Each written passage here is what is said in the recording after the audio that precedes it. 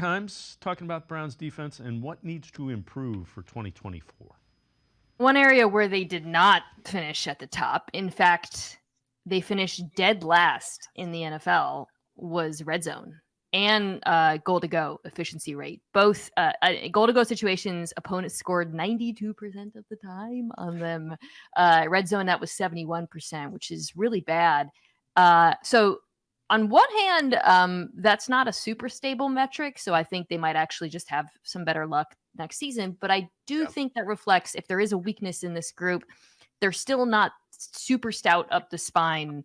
You talked about the linebacker group, and then I think defensive tackle. They made a great leap. You remember it was only a year ago that it seemed like anyone could run on that Browns defense, and I think that some of the additions that they've made there have really paid off. But that remains, if I feel like I have like one kind of a little bit of a question mark about them. You mentioned the weaknesses at linebacker. I think that would be it. And Casey, earlier in the show, Mina Kimes has the defense ranked as the top defense in the NFL for 2024. So we did show that.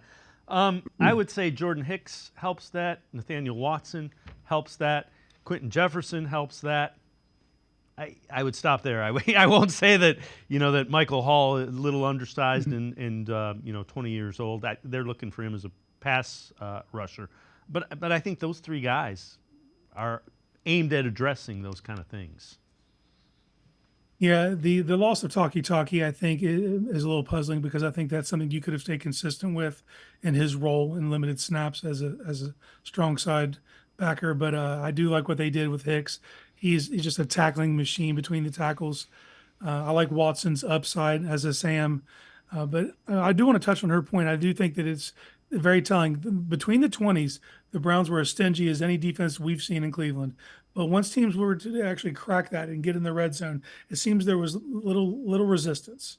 And a lot of those came on quick field scenarios where there was a turnover and it was quick change. They had to get out there, and it seems like teams didn't have any difficulty scoring in those positions, and that's something they have to work on. If you were the best defense in the league between the 20s, that has to transfer to the red zone. In fact, it has to get even stingier inside the red zone. So that is an aspect I expect them to attack with a crazy effort from Jim Schwartz this year. I just think that has to be something they focused on all offseason to figure out how to tighten up in those situations, because that is often where the games are won and lost. So I want to see a drastic uptick in their red zone defense efficiency. Yeah, and again, I think I have a lot of.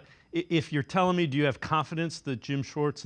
Yeah, I do. I think if we know it, Jim Schwartz knows that Jim Schwartz is no nonsense, no bullshit. He's looking at it going, fellas, this was not good, and I think that will get corrected.